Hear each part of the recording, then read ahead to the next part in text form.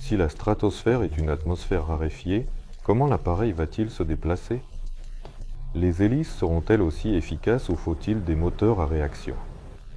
On peut utiliser des moteurs à plasma, des moteurs ioniques ou même fabriquer de grandes hélices avec une envergure large. Moteur-réaction.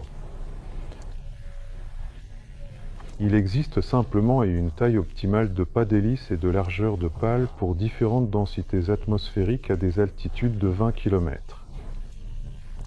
L'atmosphère est bien sûr raréfiée, mais comme elle retient certainement la coquille en raison de sa densité, nous avons également la capacité de nous en éloigner également.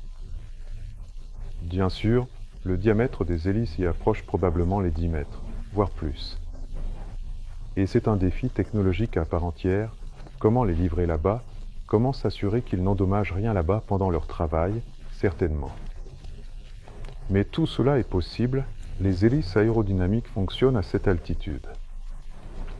Oui, et tout est parfaitement calculé, leur efficacité est tolérable. C'est juste un autre type d'hélice, tout comme les moteurs à turbine à gaz, qui sont en réalité efficaces à 18 km d'altitude, mais moins efficaces à descendre de 1014 km. C'est le même MiG 31, vous ne pouvez pas fabriquer un appareil universel. Il possède sa propre altitude de croisière à laquelle il est le plus efficace. Il n'y a pas de médecine universelle. Il y a un problème et vous le résolvez en utilisant certaines méthodes qui conviennent spécifiquement à la résolution de ces problèmes en particulier. Est-ce que cela a vraiment du sens de s'élever si haut? Peut-être qu'une corde de 10 km suffirait, laissez-la pendre en laisse. Mais nous venons d'évoquer le fait que 10 est toujours une tâche ambitieuse, 2 à 3 est quelque chose qui peut être résolu maintenant.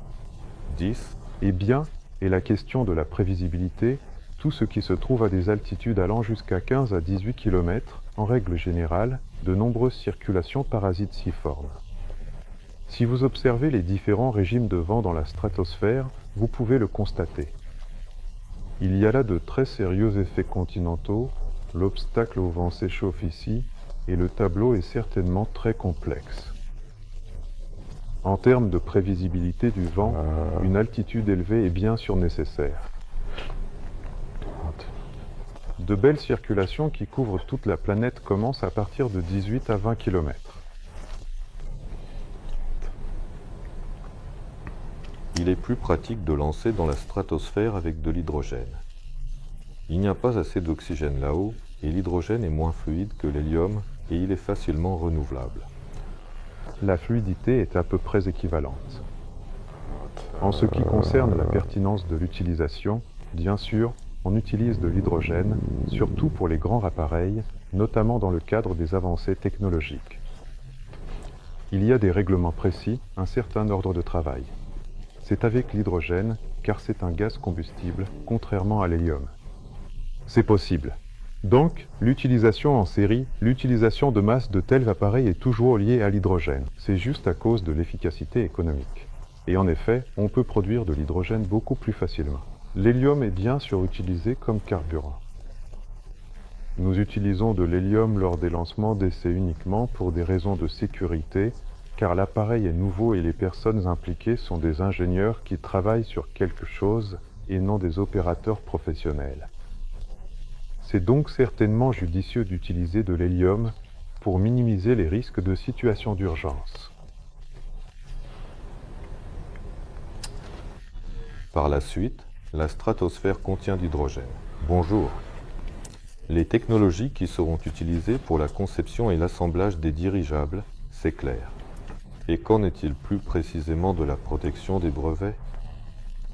Y a-t-il une protection pour nos dirigeables de ce côté-là?